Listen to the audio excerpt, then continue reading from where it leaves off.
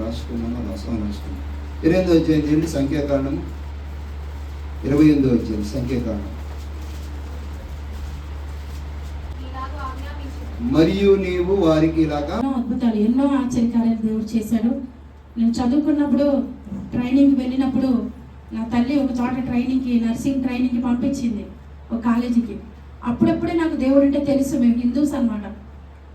దేవుడిని అప్పటికి నేను నమ్ముకోలేదు. నా స్నేహితురాల ద్వారా యేసుప్రభు గురించి ఎప్పుడు చెప్తా ఉంటే, ఎప్పుడు మీ దేవుడు గొప్పవాడు అంటావేంటి, నాకు చెప్పమాకు, మా దేవుడు కూడా గొప్పవాడు అనేదాన్ని నేను. అలాంటి దాన్ని అప్పుడప్పుడే దేవుడు తెలుసుకున్న, దేవుడు నా పట్ల కార్యాలు చేస్తున్నాడు. అప్పుడు ట్రైనింగ్కి వెళ్ళినప్పుడు నాకు ఏమీ తెలిసేది కాదనమాట. నన్ను బాగా తిట్టేవాళ్ళు అక్కడ. నన్ సిస్టర్స్ అంటే అలా చాలా స్ట్రిక్ట్గా ఉంటారు, మీకు తెలుసు. బాగా తిట్టేవాళ్ళు, ఈ అమ్మాయి వేస్ట్ ఫెలో, ఈ అమ్మాయికి ఏమీ రాదు అని చెప్పేసి అలా తిడుతూ ఉన్నప్పుడు పర్టికులర్గా ఒక హిందూ లెక్చర్ అనమాట. ఆమె తిడుతూ ఉండినప్పుడు నాకు చచ్చిపోవాలనిపించేది. ఏంది నాకు ఏమి రాదని ఎట్లా తిడుతుంది ఏంటి అని చెప్పేసి అనిపించేసి, నాకు ఆ సిలువ బొమ్మ ఉండేది చర్చి దగ్గర, క్యాథలిక్ ట్రైనింగ్ దాన్ని అనమాట. ఆ సిలువ దగ్గరికి వెళ్ళి చర్చిలోకి వెళ్ళి గట్టిగా ఏడ్చేదాన్ని. నాకు ఏమీ రాదంట, తిడుతున్నా. మీ అమ్మగారిని పిలిపించి మీ ఇంటికి పంపించేస్తాం, నీకు ఏమీ రాదని. అప్పుడు బాగా ఏడ్చినప్పుడు అమ్మని పిలిచారనమాట. ఈ అమ్మాయి చేయలేకపోతుంది, తీసుకెళ్ళిపోయినప్పుడు ప్రభా నా జీవితం అంతేనా, ముగిసిపోయిందా, నాకు చదువుకోవాలని ఆశ ఉంది కానీ నన్ను ఎందుకో ఇలాగ నా జీవితం అయిపోయింది అన్నప్పుడు దేవుడు దూతలాగా ఒక వ్యక్తిని పంపించి మరలా గుంటూరులో నాకు సీట్ ఇచ్చి 3 సంవత్సరాలు పనికిరాని దానైనా నన్ను పనికొచ్చే పాత్రగా మార్చి ఫస్ట్ క్లాస్లో పాస్ అయ్యేటట్టుగా చేశాడు దేవుడు. హల్లెలూయా. ఆ సిలువ ప్రేమ నన్ను వెంటాడుతూనే ఉంది ప్రతి క్షణము, ప్రతి దినము కూడా. సరే, అది అయిపోయిన తర్వాత, మ్యారేజ్ అయిన తర్వాత నా చెల్లి సండే స్కూల్ టీచర్గా చేసేది, నా భర్త కూడా సండే స్కూల్ టీచర్గా చేసేవాడు అనమాట. అది చూసినప్పుడు నేను ఎందుకు పనికిరాను ప్రభా, నన్ను వాడుకోవా, నాకు సేవ ఇవ్వవా, కనీసం నన్ను సండే స్కూల్ కూడా టీచర్గా కూడా పెట్టుకోవట్లేదు ప్రభా అని చెప్పి దేవుడి దగ్గర వేసేదాన్ని. ఎవరికి ఎదురు చెప్పేదాన్ని కాదు, సైలెంట్గా దేవుడి దగ్గర ఏడ్చేదాన్ని. నేను ఒక పనికిరాని పాత్రను ప్రభా అని చెప్పి ఏడ్చినప్పుడు దేవుడు నన్ను ఒక సేవకి ఎన్నుకుని, ఒక సేవకురాలుగా ఆయన వరాలిచ్చి ఫలాలిచ్చి ఒక పనికిరాని పాత్ర నిలబెట్టుకుని ఉన్నాడు. అందుకని మహిమ చెల్లిస్తున్నాయి. ఎందుకంటే ఆ సిలువ ప్రేమ ఒక్కరోజు 7 మాటలు చెప్తే అది ఉండేది కాదు. ప్రతిదినం అది వెంటాడుతూనే ఉంటుంది ప్రతి ఒక్కరిని. మరి మారు మనసు పొందే వరకు ఆయన వెంటాడుతూనే ఉంటాడు మనల్ని. ఆ ప్రేమ చేత ఈ వరకు ఇంతవరకు సేవలో కూడా ఎన్నో శ్రమలు, ఇబ్బందులు, ఇరుకులు, అవమానాలు వచ్చినప్పటికీ దేవుడు ఆయన నిలబెట్టి ముందు నడిపిస్తున్నాడు. ఆ సిలువ ప్రేమ అనమాట. ఎంత చెప్పుకున్నా కూడా ఆయన ప్రేమను మనకి ఒక రోజు చాలదు, ఒక రోజుతో ముగిసేది కాదు ఆయన ప్రేమ. అలా ప్రతిదినము నన్ను వెంటాడుతూనే ఉన్నాడు యేసయ్య. ప్రతి ఒక్కరిని ఎవరైతే పాపములో శాపములో ఉన్నారో వారిని వెంటాడుతూ ఆయన రక్షిస్తూనే ఉంటున్నాడు. ఆ విధముగా దేవుడు నన్ను పైకి లేవనెత్తి ఉన్నాడు. ఆ కృంగిపోయిన నన్ను ఆయన చెయ్యి పట్టుకుని పైకి లేవనెత్తేవాడు. నా భర్తకు కూడా తెలియదు, గోడకు అత్తుకుని నేను యేసయ్యాని గట్టిగా ఏడ్చిన రోజులు ఉన్నాయి. హల్లెలూయా. అలాంటి నన్ను పనికిరాని, నన్ను పనికొచ్చే పాత్రగా మార్చుకున్నాడు. ఎంతకైనా ఆయనకి మహిమ చెల్లిస్తాను. ఎందుకంటే నా జీవితం చనిపోయే వరకు ఆయనకే అంకితం అని నేను అనుకున్నాను. ఎందుకంటే అంత ప్రేమ ఈ లోకంలో నా తల్లి చూపించలేదు, ఈవెన్ మనకి ఈ లోకంలో ఎవరు కూడా చూపించరండి, భర్త కూడా చూపించడు. ఈ మాట క్షమించుట అనేది మనం ఈజీగా చెప్పేస్తాం, కానీ అది కొన్ని సందర్భాల్లో సాధ్యం కాదు. మనల్ని గాయపరిచిన వాళ్ళు మన కళ్ళ ముందు కనపడినప్పుడు కొన్నిసార్లు మనము ప్రేస్తానాడు చెప్పినా సరే మనసులో గాయపడిన హృదయము అది బాధపడుతూనే ఉంటుంది, మీ అందరికీ తెలుసు. కానీ యేసుప్రభు అలాంటి వారు కాదు. ఆయన ఎంత ప్రేమ అంటే ఆయన వెంటనే క్షమించే మనసు గల గొప్ప దేవుడు. హల్లెలూయా. క్షమించుట అంటే లోక 23వ అధ్యాయము 34వ వచనం.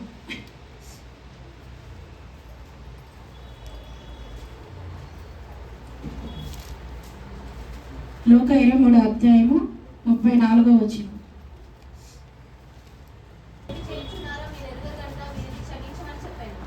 యేసు చెప్పమ్మా, మీరేమి చేయుచున్నారో మీరు ఎరుగురు కనుక వీరిని క్షమించమని చెప్పాను. హల్లెలూయా. యేసుప్రభు ఆయన దేవుడు కాబట్టి క్షమిస్తాడండి. మేము ఎలా క్షమిస్తామంటారు చాలామంది, కానీ ఆయన దేవుడే క్షమించినప్పుడు ఏ పాపం చేయనివాడు. అన్నీ ఈ లోకంలో బ్రతుకుతూ దేవుని తెలుసుకున్న మనం క్షమించడానికి ఏమైంది? హల్లెలూయా. కాబట్టి ఆయన వల్ల మనం కూడా ఇతరులను క్షమించే వ్యక్తులుగా మనము ఉండాలి. మన ఒక సహోదరి ఫోన్ చేసింది నాకు, విజయవాడ నుంచి ఫోన్ చేసి, ప్రతివాడు నన్ను తిట్టడమేనమ్మా, మాటలు వినలేకపోతున్నాను, నేను ఏ పాపం చేయలేదు, నన్ను తిడుతున్నారు, అది ఇది, నాకు వాళ్ళు చూస్తుంటే వాళ్ళు తిట్టిన మాటలే గుర్తుకొస్తున్నాయి అని మాట్లాడింది. నాకు అన్నం కూడా సహించట్లేదు అని చెప్పింది. అంతగా బాధపడుతున్నావి. నేను అన్నాను, దేవుడు అలాంటి సమయాల్లో చెవిటి వారుగా ఉండమని చెప్తున్నాడు. హల్లెలూయా. ఆ పనే చేస్తారు. అరే అక్కడికి వెళ్ళమాకర ప్రమాదం, అక్కడికి వెళ్తే అక్కడ పాములు ఉంటాయా లేకపోతే కుక్కలు ఉంటాయి, నువ్వు అక్కడికి వెళ్ళి ఆడద్దంటే అక్కడే ఆడతారు వెళ్ళి. అవునా? ఏ పని అయితే చేయొద్దంటావు చిన్నపిల్లలు అదే చేస్తారు. కొన్నిసార్లు మనము కూడా దేవుని బిడ్డలము చిన్నపిల్లల వలె ప్రవర్తిస్తాం, దేవుడు చెయ్యొద్దనే పనే చేస్తాం. హల్లెలూయా. అలాంటి సందర్భాల్లో దేవుని యొక్క ఆశీర్వాదంలో కృపను మనము పోగొట్టుకుంటాం. కాబట్టి దేవుడు అంటున్నాడు, వీరేమి చేయుచున్నారో వీరు ఎరుగరు కనుక. ఎరగట్లేదంటావా, తెలియట్లేదు వాళ్ళు ఏం చేస్తున్నారని, వారిని క్షమించమని తండ్రి అయిన దేవునికి ప్రార్థన చేస్తున్నాడు. ఆ సిలువలో వేలాడుతూ ఆయనకి అసలు కోపం రాలేదు. ఆ సందర్భంలో ఆయన కొడుతుంటే, ఆయన ఎగతాళి చేస్తుంటే, ఆయన మీద ఉమ్మ వేసి నువ్వు యూదుల రాజు అంటే నిన్ను నువ్వే రక్షించుకోలేవా అని చెప్పేసి, ఇన్ని అద్భుతాలు చేసావు, నువ్వు రక్షించుకోలేవా, నువ్వు దేవుడువా, యూదుల రాజు అని అపహాస్యం చేస్తుంటే, కొడుతుంటే, వీరేమి చేయుచున్నారో వీరు ఎరుగురు కనుక వీరిని క్షమించు అన్నాడు. హల్లెలూయా. చాలా మంది క్షమించలేరు. ఒక సేవకుడు గట్టిగా మాట అంటే సంఘానికి రారు, చర్చి నుంచి బయటికి వెళ్ళిపోతారు. అలాగే ఆమె అంత ఖరీదైన అత్తరును ఆయన పాదాలకు పూసింది. హల్లెలూయా. ఆమె విస్తారముగా ప్రేమించిన గనుక ఆమె యొక్క విస్తార పాపములు క్షమింపబడేనని, ఆమె యొక్క విస్తారమైన పాపములు క్షమింపబడి ఉన్నాయని నీతో చెప్పుచున్నాను. విస్తారంగా ప్రేమించిందా లేదా? సీమోను ఇంటికి వచ్చినప్పుడు ఏం చేశాడు? కాళ్ళు కడుక్కోటానికి నీళ్లు ఇవ్వలేదు, కానీ ఈమె నీళ్లు ఇచ్చింది, ఎంట్రుకలతో పాదాలు తుడిచింది. వచ్చినప్పటి నుంచి ఆయన పాదాలు ముద్దు పెట్టుకుంటుంది. తర్వాత విలువైన అత్తరు ఆయన పాదాలకు పూసింది. అది నాకు అవసరం లేదనుకుంది, లోకానుసారమైన అత్తరం. అది నాకు అవసరం లేదు, నా దేవుడే నాకు విలువైన వాడు, ఈ లోకంలో ఏది నా దేవుని కన్నా గొప్ప కాదనుకుంది. పశ్చాత్తాపడింది. నిజమైన పశ్చాత్తాపము ఆ స్త్రీలో కలిగింది కాబట్టి యేసయ్య ఆమెను ఎక్కువగా ప్రేమించేశాడు. హల్లెలూయా. సీమోను కన్నా ఎక్కువగా ప్రేమించాడు. హల్లెలూయా. ఒక దైవజనురాలు మీ ఇంటికి వచ్చినప్పుడు వారిలో దేవుడిని చూచి మీరు ప్రేమించినప్పుడు దేవుడు కూడా మీ జీవితాన్ని ప్రేమించి ఆశీర్వదిస్తారు. హల్లెలూయా. ప్రతి ఒక్కరిలోనూ బలహీనతలు ఉంటాయి. అందుకు ఆయన వారితో, నేడు నీవు నాతో కూడా పరదేశంలో ఉందువని నిశ్చయముగా నీతో చెప్పుచున్నాను. యేసు ప్రభు మధ్యలో సిలువ వేయబడ్డారు.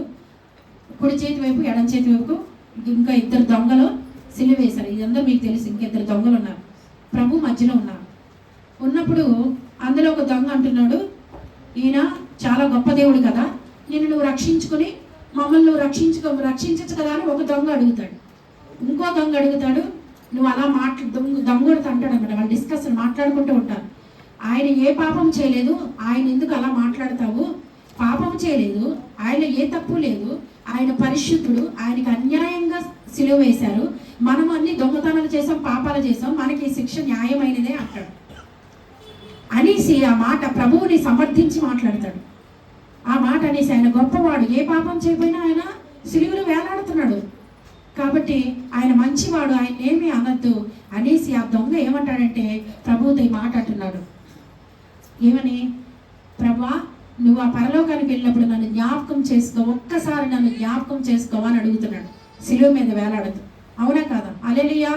పశ్చాత్తాపడుతున్నాడు, నేను తప్పులు చేశాను, నేను దొంగవాడిని, నేను లోకంలో జీవించాను, ఈ శిక్ష నాకు న్యాయమైంది. కానీ ఆయన దేవుడు అని సిలువ మీద గ్రహించాడు. ఆయన యేసుప్రభు గొప్ప దేవుడని సిలువ మీద గ్రహించి ఆయన ఎంత తిడుతున్నా ఎంత కొడుతున్నా మౌనంగా ఉండడం చూసి ఆయన నిజమైన దేవుడిని గ్రహించి నువ్వు పరదేశంలో నన్ను జ్ఞాపకం చేసుకుని ఒక మాట అడిగేశాడు. హల్లెలూయా.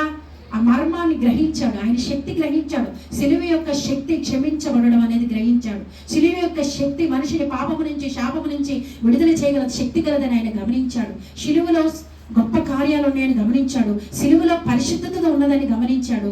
ఆయన పరిశుద్ధులైన దేవుడుగా గుర్తించాడు. కాబట్టి నువ్వు పరలోకి వెళ్ళినప్పుడు నన్ను ఒక్కసారి జ్ఞాపకం చేసుకుని ఏడుస్తూ అడిగితే అతనిలో ఉన్న పశ్చాత్తాపాన్ని చూసి దేవుడు కనికరవాడు, ఆయన కనికరమ గలవాడు కాబట్టి అతని ఏమన్నాడు, నేడు నీవు నాతో కూడా పరదేశిలో ఉందువు.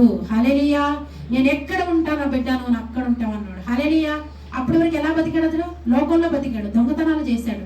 ఒక్క పశ్చాత్తాపం కలగానే ఏం చేశాడు? వెంటనే దేవుడు, నాతో కూడా నీవు పరదేశంలో ఉంటావు, పరలోకంలో ఉంటావు నాతో కూడా అన్నాడు. హల్లెలూయా. సరే, ఇక్కడ నిజమైన పశ్చాత్తాపం ఉంటేనే అతనికి పరలోకం ఇస్తానన్నాడు దేవుడు. హల్లెలూయా. నువ్వు బాప్తిసం తీసుకున్నా కూడా నీలో నిజమైన పశ్చాత్తాపం అనేది లేకుండా లోకములో ఉంటే పరలోకం ఉండదు బిడ్డ. హల్లెలూయా. నేను బాప్తిసం తీసుకున్నాను కదా, పర్వాలేదు, నాకు పరలోకం వచ్చేస్తుందని నువ్వు అనుకోవద్దు. నువ్వు బాప్తిసం తీసుకున్న తర్వాత నిజమైన పశ్చాత్తాపము, దేవునితో సావాసం నీకు లేకపోతే పరలోకం అనేది లేదు. హల్లెలూయా. తప్పకుండా ఆయన రాకడలో ఆయన యొక్క తీర్పు అనేది ప్రతి ఒక్కరికి ఉన్నది. యోహాను 18వ అధ్యాయము 15 నుంచి 17 వచనాలు.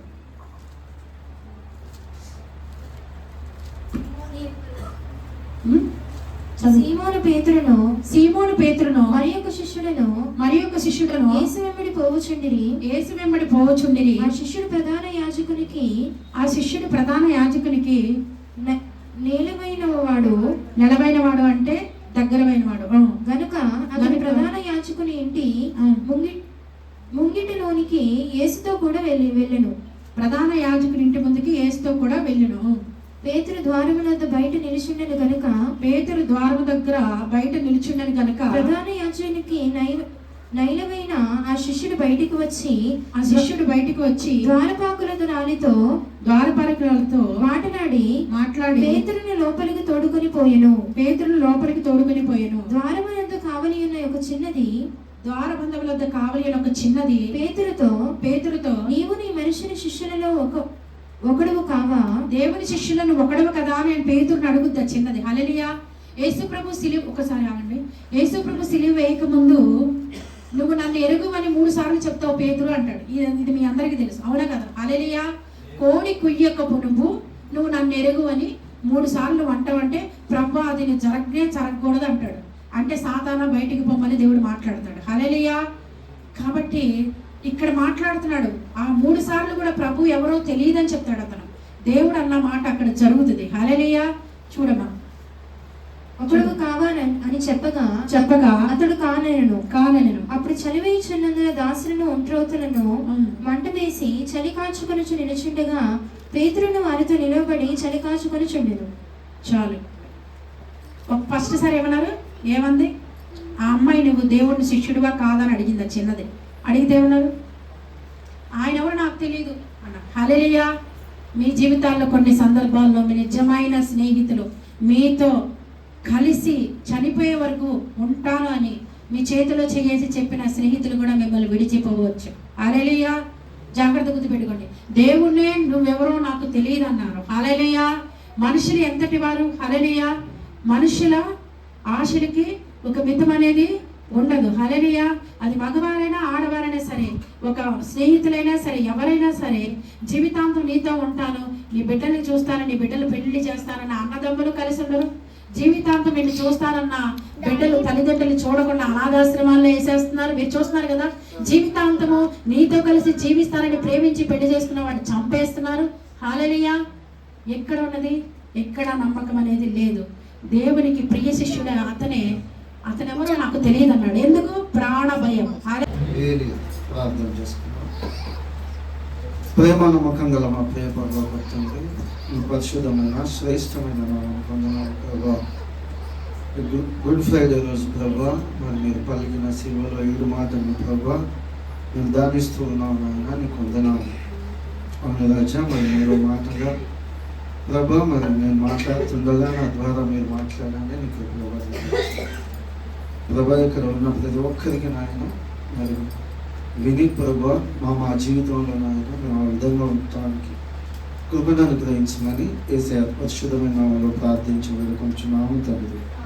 ఆమేన్. హల్లెలూయా. అందరు బాగున్నారా? ఇప్పటి వరకు 2 మాటలు విన్నాము. అక్క చెప్పారు చాలా అద్భుతంగా. అక్క ఎంత బాగా మనం ఎలా ఉండాలి అనేది అక్క వివరించారు. 3వ మాటగా చూద్దాం. యోహాను గారు రాసిన పత్రిక 19వ అధ్యాయము 26వ వాక్యం. యోహాను గారు రాసిన పత్రిక, యోహాను సువార్త 19వ అధ్యాయము. యేసు తన తల్లియు తాను ప్రేమించిన శిష్యులను దగ్గర నిలుచుండి చూచి, అమ్మా ఇదిగో నీ కుమారుడు అని తన తల్లితో చెప్పెను. తరువాత శిష్యుని చూచి ఇదిగో నీ తల్లి అని చెప్పాను. ఆ గడియ నుండి యేసుక్రీస్తు ప్రభుల వారికి సిలువ వేస్తా ఉన్నారు. ఎంత ఘోరంగా అంటే ఇక అది మనం వర్ణించలేని శ్రమల్లో ఆయన ఉన్నారు. వాస్తవంగా సిల్వ మరణం అనేది ఫొనీషియన్స్ అనే దేశం వాళ్ళు తీసుకొచ్చారు.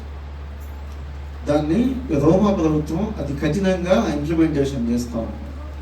యాక్చువల్గా సిల్వ మరణంలో కిరీటం అనేది ఉండదు, అంతకు ముందు ఉండకపోతుంటే అది రోమా ప్రభుత్వం వాళ్ళు తీసుకొచ్చి యేసుక్రీస్తు ప్రభుల వారికి పెట్టారు. ఆయన ఎలాంటి సిచ్యువేషన్లో దేవుడు సిల్వలో ఉన్నాడు అంటే, అన్నం ముందు మాట్లాడిండు. ఉదయం 9 గంటలప్పుడు ఆయనకు సిల్వ వేశారు. 3 గంటలకి ఆయన తన ఆత్మను దేవునికి ఇచ్చినట్టుగా మనం చూస్తాం. అయితే 9 గంటల నుంచి అంతకు ముందే దాదాపు లాస్ట్ డే అంటే నిన్నటి నుంచే ఆయన మీద తీర్పులు ప్రారంభమైనాయి.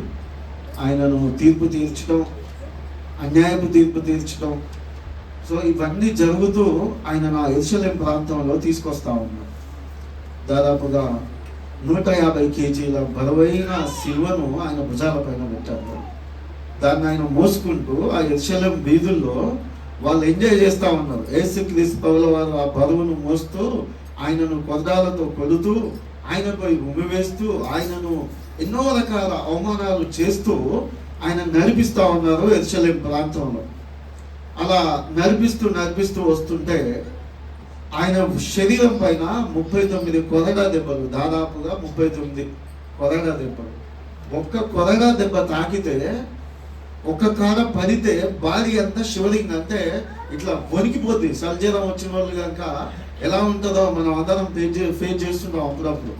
అట్లాంటి సిచ్యువేషను అది ఆ కొరడ శరీరం పైన పడి అది స్కిన్తోనూ ఇట్లా గుంజి బయటికి తీసుకొని వస్తుంది. అట్లాంటివి 39 కొరడా దెబ్బలు తిని ఆయన ఆ సిల్వను వేస్తున్నారు యేసుక్రీస్తు ప్రభుల వారు. ఆ సిల్వలో వేస్తున్నప్పుడు దేవుడు మాట్లాడుతున్నాడు. ఇది గొప్ప శాస్త్రవేత్తలు, పండితులు 7 మాటలను నిర్ణయించారు.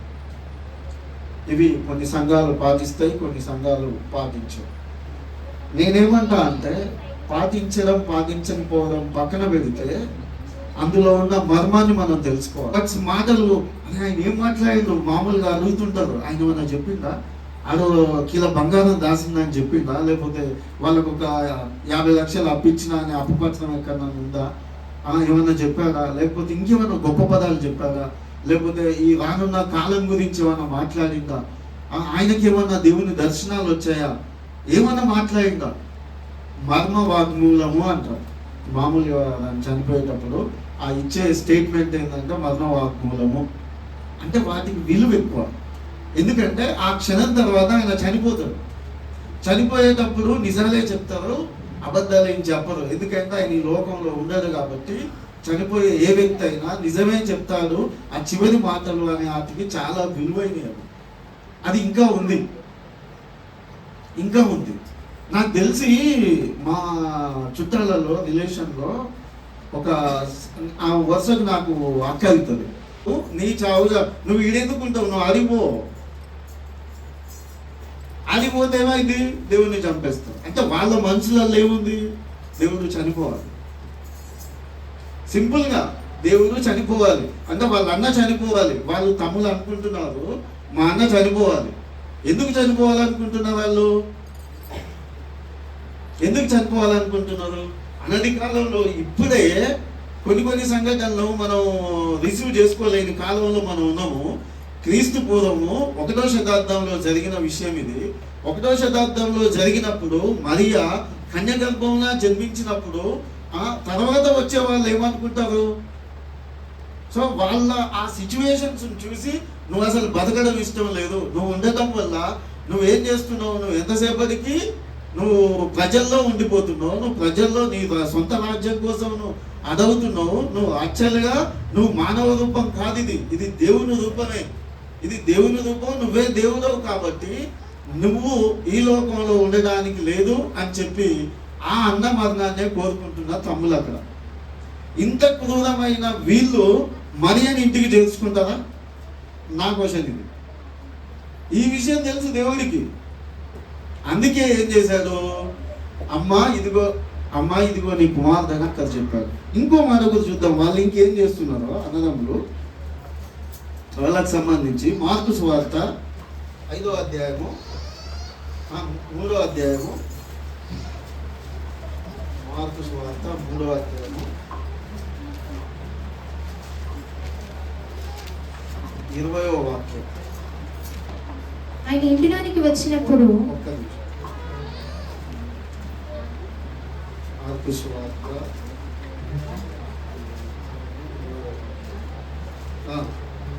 ఇలా చెప్పడం నాకు ఫస్ట్ టైం అనమాట. సో ఫస్ట్ పాస్టర్ గారు అడిగిన వెంటనే, పాస్టర్ గారు అడిగితే ఏదో ఉంటుంది అని చెప్పేసి యాక్సెప్ట్ చేసేసాను first of all. So pastor గారికి, సంఘానికి, అందరికీ నా థ్యాంక్స్ అనమాట.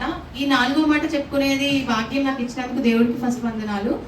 4వ మాట ఏంటి అంటే, నా దేవా నా దేవా నన్ను ఎలా చేయి విడిచితివి.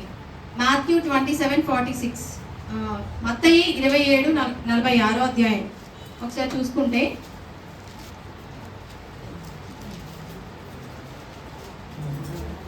అప్పుడు యేసు ఏలి ఏలి లామా సబక్తా అని బిగ్గరగా కేకలు వేసెను. ఆ మాటకు నా దేవా నన్నెందుకు చేయి విడిచితివి అని అర్థం. అసలు యేసు ప్రభు వారు అయ్యుండి నా దేవా చేయి విడవడం అని ఏంటి నాకు అర్థం కావట్లేదు. అసలు దేవుడికి మరణం ఉంటుందా? దేవుడు ఎంత క్షోభ అనుభవిస్తే ఆ మాటలు మాట్లాడి ఉంటారు? నాకు ఇదంతా అర్థం కాలేదు. చాలా అయిపోయిన తర్వాత నేను రీసెర్చ్ చేసిన తర్వాత మన పాపాల కోసం, మన శాపాల కోసం ఫస్ట్ ఆఫ్ ఆల్ ఆయన సిలువ వేయబడ్డారు. మాథ్యూ అండ్ మార్క్ లో కూడా, మార్క్ సువార్త 15వ అధ్యాయం 34వ వచనంలో చూసినట్లయితే,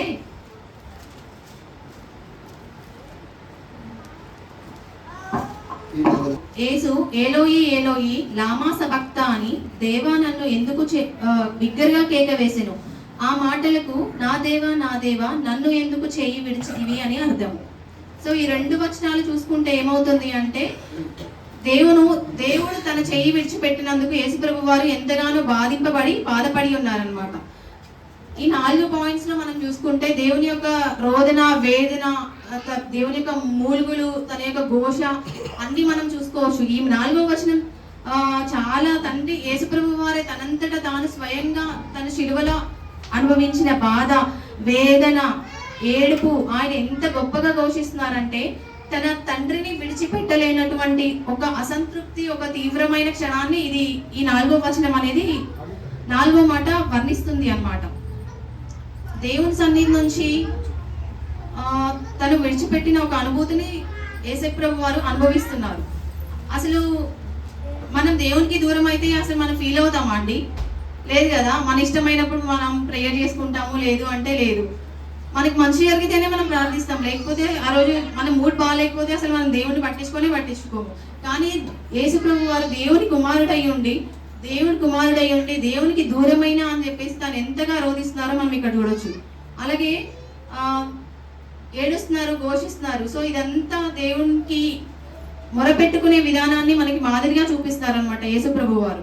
ఇంకొకటి ఇది సామ్స్ 22, సామెతలు, కీర్తనలు 22 మొదటి అధ్యాయం అని చెప్పేసి విలాపంతో కూడిన ఒక ప్రవచనం ఇది అన్నమాట.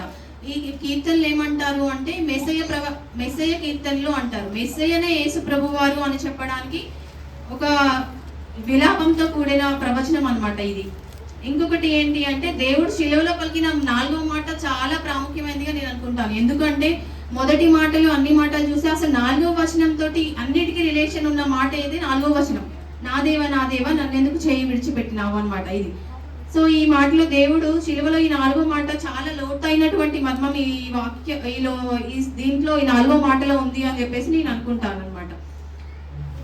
అంతటి దైవ కుమారుడు కూడా మానవాళి యొక్క పాపాల కోసం తన శిలువను మోసుకుంటూ మన పాపాల కోసం తను శిలువ వేయబడ్డాడండి. శిలువ వేయబడ్డం అంటే అది మామూలు శిలువ కాదు. మనం చేసిన పాపాల కోసం దేవుడు తన ప్రియ కుమారుణ్ణి సైతం లోకానికి పంపించి మన పాపాల నిమిత్తం దేవుడు ఆ శిలువని మోసుకున్నారు.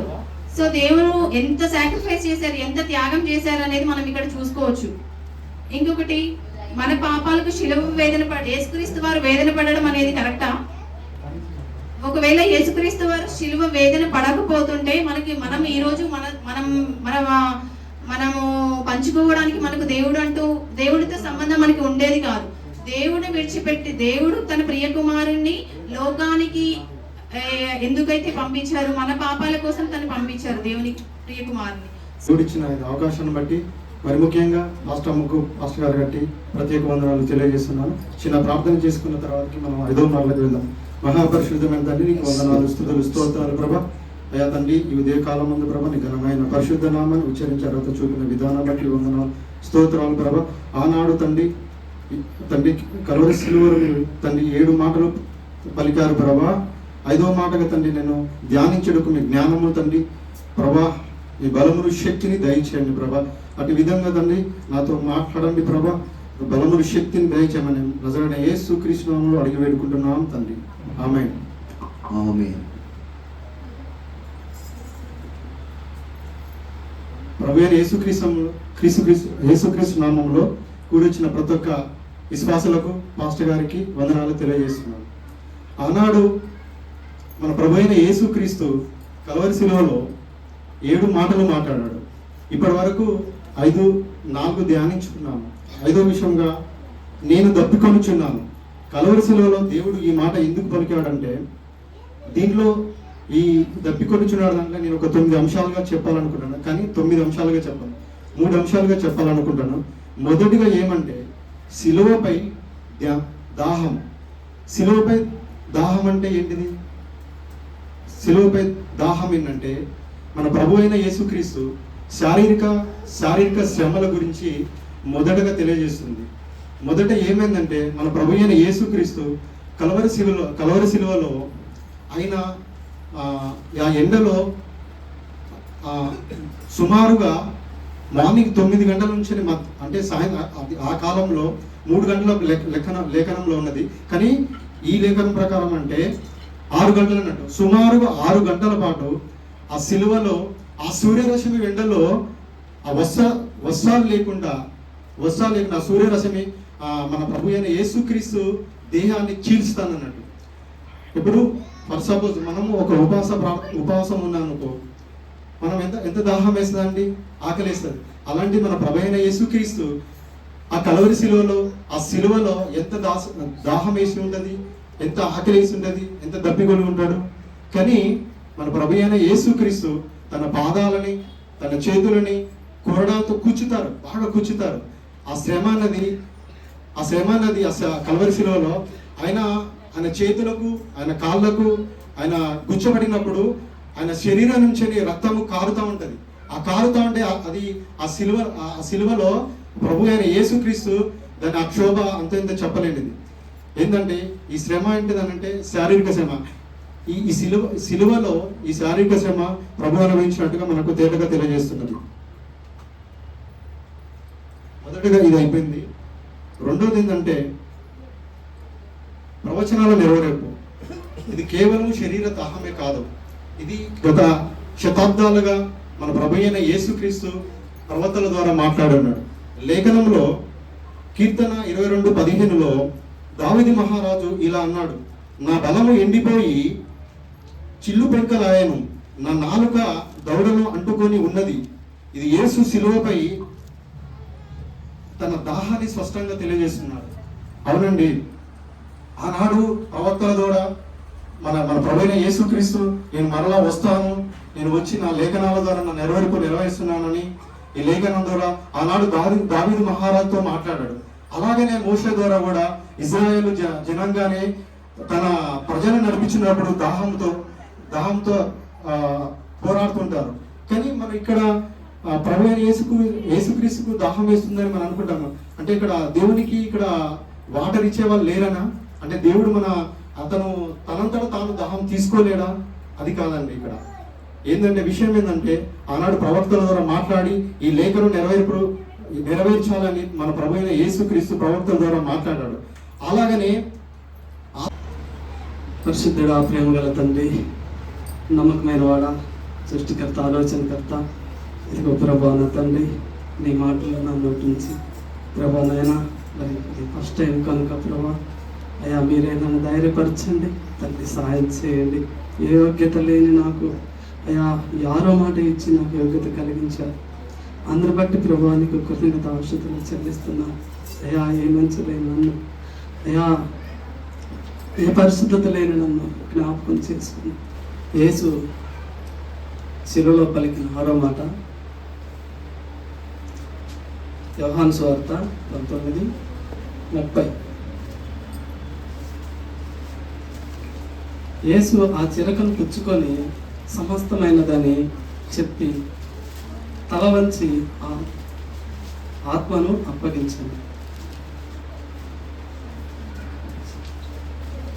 ఆత్మను అప్పగించాడు. ఇందులో ఒక 3 మర్మాలను దేవుడు నాకు బయలుపరిచిండు. ఒకటి పరిచర్య, ఒకటి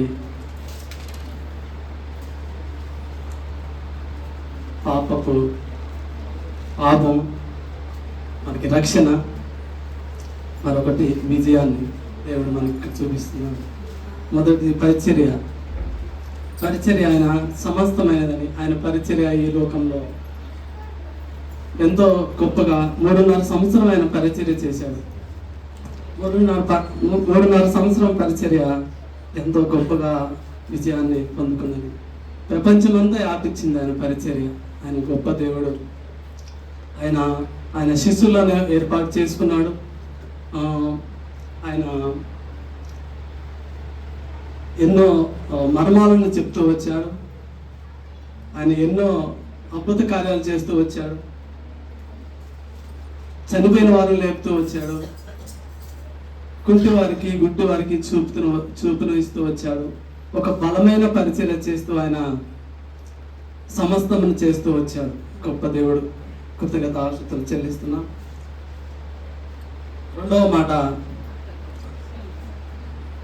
రెండవ ధ్యానం ఏంటంటే ఆయన మన పాపముల కొరకు ఒక్కసారిగా ఆయన బలి అర్పించాడు. మనకి రక్షణను కలుగ చేశాడు. మనకి విమోచనను కలుగ చేస్తూ వచ్చాడు. ఆయన చూపించిన ప్రేమ ఆ శిలువలో ఎవరూ చూపించలేదు. ఆయన గొప్ప దేవుడుగా మనకి కనపడుతున్నాడు అక్కడ. ఆయన చేసిన త్యాగము ఎవరూ చేయలేరు. అలాంటి మంచి త్యాగం చేసి మనకి ఒక గొప్ప రక్షణ సమస్తమైనదని ఆయన చెప్తూ వచ్చాడు. దేవునికి కృతజ్ఞతాస్తుతులు చెల్లిస్తున్నాను. చిన్న ప్రార్థన చేసుకొని 7వ మాట, శిలువలో పలికిన 7వ మాట చెప్తాను. మహాపరిశుద్ధుడు మా ప్రియ పట్ల తండ్రి, నాయన ఇచ్చిన సమయాన్ని బట్టి వందనాలు స్తోత్రం ప్రభా తండ్రి.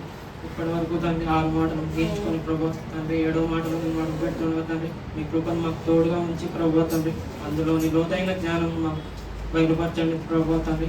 ఆ లోతైన జ్ఞానం తెలుసుకొని తండ్రి ఆయన మేము కూడా అలాగ తండ్రి ఆయన మీ చిత్త ప్రకారంగా మేము నెరవేర్చుటకు తండ్రి ఆ కృపను మాకు దయచేయండి.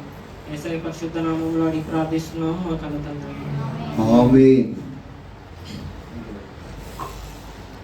శిలువలో పలికిన 7వ మాట. ఏం మాట అంటే అది మధ్యాహ్న కాల సమయంలో మాట్లాడిన దేవుడు. లూకాసు వార్త 23వ అధ్యాయం 46వ వచనం. 23వ అధ్యాయం 46వ. అప్పుడు యేసు గొప్ప శబ్దంతో కేక వేసి, తండ్రి నీ చేతికి నా ఆత్మను అప్పగించుకొంచున్నాను నేను. ఆయన ఇలాగూ చెప్పి ప్రాణము విడిచాను. ఇప్పుడు తండ్రి మధ్యాహ్న కాల సమయంలో మాట్లాడిన మాట ఒకసారి 44వ వచనం కాంచి చూద్దాం. అప్పుడు రమారామి మధ్యాహ్నం ఆయన అది మొదలుకొని 3 గంటల వరకు ఆ దేశం అంతటి మీద చీకటి కమ్మాను. అప్పుడు సూర్యుడు అదృశ్యుడమైనను, గర్భాలయం తెర నడిమికి చినిగాను. గర్భాలయం తెర అంటే పవిత్ర స్థలం నుండి అతి పవిత్ర స్థలంలోకి వెళ్ళాడు. అంటే పరిశుద్ధ స్థలం నుండి అతి పరిశుద్ధ స్థలంలోకి పరలోకానికి మార్గంను సులభం చేసిండని దేవుడు ఈ వాక్యంలో చెప్పిండు. అంటే మనం కూడా ఇదే విధంగా మన ఆత్మను అంటే తండ్రికి మన ఆత్మను అప్పచెప్పేటప్పుడు దేవుడు ఎలాగైతే తండ్రి నీ చేతికి నా ఆత్మను అప్పగించుకుంటున్నాను అని చెప్పాడు, మనం కూడా అదే విధంగా మనం చనిపోయే ముందు దేవుని నమ్మిన పిల్లలైతే కంపల్సరీ తెలుస్తుందండి మనం చనిపోయే ముందు. అంటే ఇప్పుడు మనం చనిపోయే ముందు ఇలా మాట్లాడాలి, తండ్రి నా ఆత్మను నీకు అప్పగించుకొనిచున్నాను, మీరే సర్వం చూసుకోండి ప్రభు.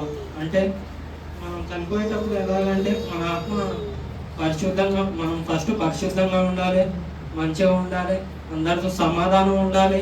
అంతేకాకుండా ప్రతి ఒక్కరిని ప్రేమగా చూసుకుంటూ ఉంటేనే అప్పుడు మనకు పరలోకం అనేది కలుగుతుంది. కాబట్టి ప్రతి ఒక్కరు మనం అదేవిధంగా భక్తుడు స్టెఫన్ కూడా ఉండు, ఆయన చనిపోయేటప్పుడు కూడా ఇదే మాట చెప్పాడు. ఒకసారి అపోస్తుల కార్యములు 7వ అధ్యాయం 59వ వచనం చదువుతారు.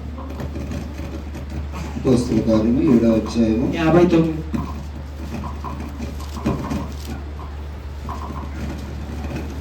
చదవండి ఒకసారి. ప్రభువును గురించి మొరపెట్టుచు, యేసు ప్రభువు నా ఆత్మను చేర్చుకునమని స్టెఫెను పలుకుచుండగా వారు అతనిని రాళ్లతో కొట్టిరి. ఆమేన్. ప్రభువుని గురించి మొరపెట్టుచు, యేసు ప్రభువా నా ఆత్మను చేర్చుకోమని స్టెఫను పలుకుచుండగా వారు అతని రాళ్లతో కొట్టిరి. అతడు మోకాళ్ళను, ప్రభువా వారి మీద ఈ పాపం మోపకమని గొప్ప శబ్దంతో పలికాను. అప్పుడు యేసు ప్రభువు కూడా గొప్ప శబ్దంతో కేక వేసి మరి ప్రాణం విడిచాడు కదా. స్టెఫన్ కూడా అలాగే చేశాడు. అదేవిధంగా వారు అతను రాళ్ళతో కొట్టినప్పుడు మోకాళ్ళని, ప్రభువా వారి మీద ఈ పాపం మోపకండి అంటే వాళ్ళు ఆయన రాళ్ళతో కొడుతున్నప్పటికీ వాళ్ళని క్షమించిండు. ఆ క్షమాపణ గుణం మనలో కూడా ఉండాలండి ఫస్ట్ ఆఫ్ ఆల్. అదేవిధంగా పేతురు, 1 పేతురు 4వ అధ్యాయం 19వ వచనం కూడా చూడండి.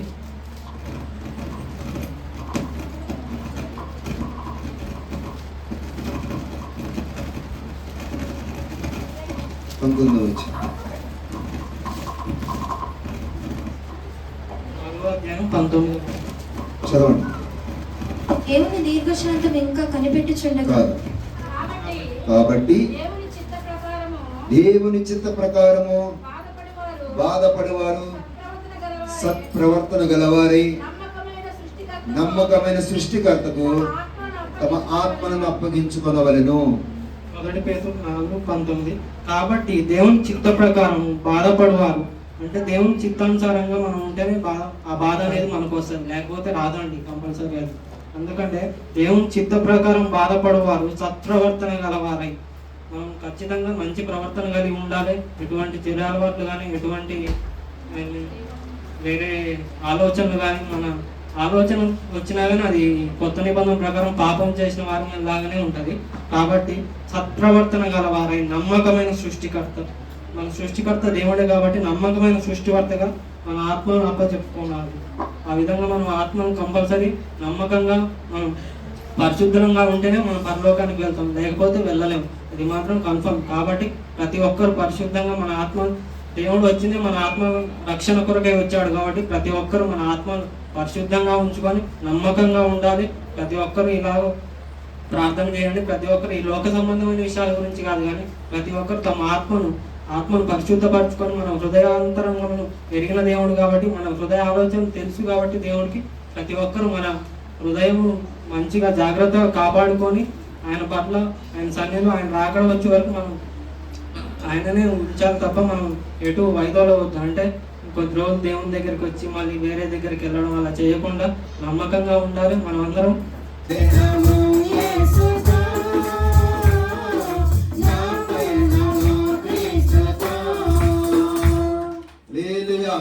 ఇప్పుడు చెప్పండి, మీ పైన ఎక్కడికి?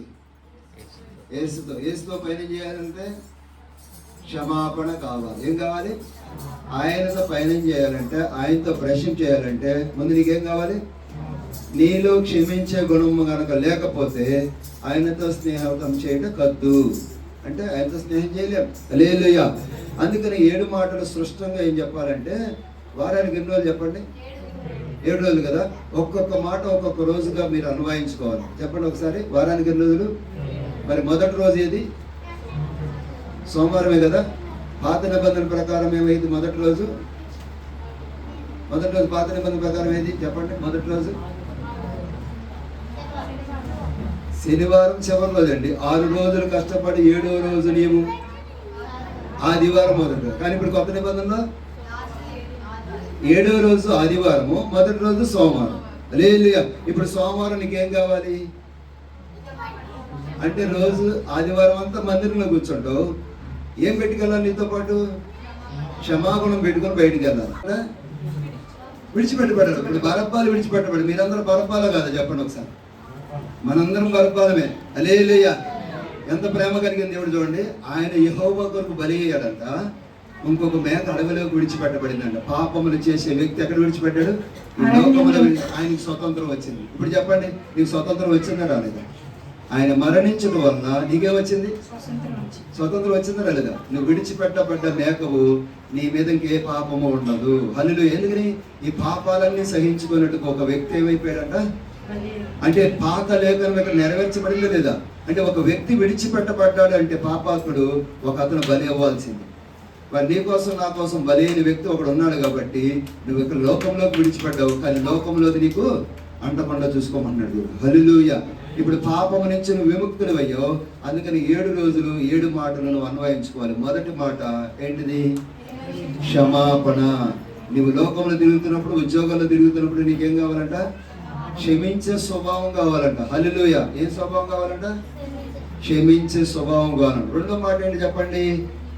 పరదేశులో ఉంది. పరదేశులో ఉందాం అనగానే చూడండి, ఒక వ్యక్తిని విడిచిపెట్టాడు. మన సిలువలో కూడా మన ఒక వ్యక్తిని విడిచిపెట్టాడట. బరబ్బాని విడిచిపెట్టాడు. మన సిలువలో ఏమైనా వ్యక్తిని పెట్టాడు. అక్కడ కూడా పాపాత్ముడు ఎలా ఉంటాడు? ఎవరో దొంగ ఏమంటాడంట? ఇది మనకు తగినదే ఈ శిక్ష, కానీ ఇతను మాత్రం తగినది కాదు. మేము పాపాలు చేసి సిలువ ఎక్కాము. అతను ఏ పాపము చేయకుండా ఏమెక్కాడంట? సిలువ ఎక్కాడు.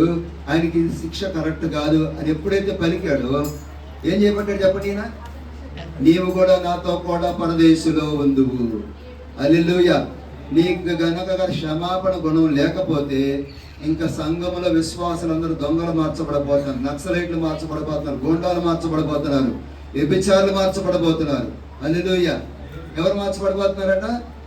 నీలో ఇంకా లక్షణాలు, నిజాయితీ లక్షణాలు రాకపోతే ఇక నుంచి దొంగలు మారుతారంట, నక్సలైట్లు మారుతారంట, పాపాత్ములు మారుతారంట, హత్యలు చేసేవాళ్ళు మారుతారంట. చూసేవా? దొంగలు కూడా ఎక్కడ పంపించాడు చూడు దేవుడు? పరదేశి. అంటే ఎంతో ఆనందం, ఎంతో సంతోషం, పరమ ఆనందమే, జీవమే, జీవమే, జీవమే, జీవమే, జీవమే, అయినను పయనము ఆగను, అయినను పయనము ఆగను, నీ యాజకుడను, నీ క్రైస్తవుడను, నా పయనము యేసుతో, నా పయనము క్రీస్తుతో, నా పయనము యేసుతో, నా పయనము క్రీస్తుతో. హల్లెలూయా. ఇప్పుడు ఒక పాట, అది ఎందుకు పాడేది తెలుసా?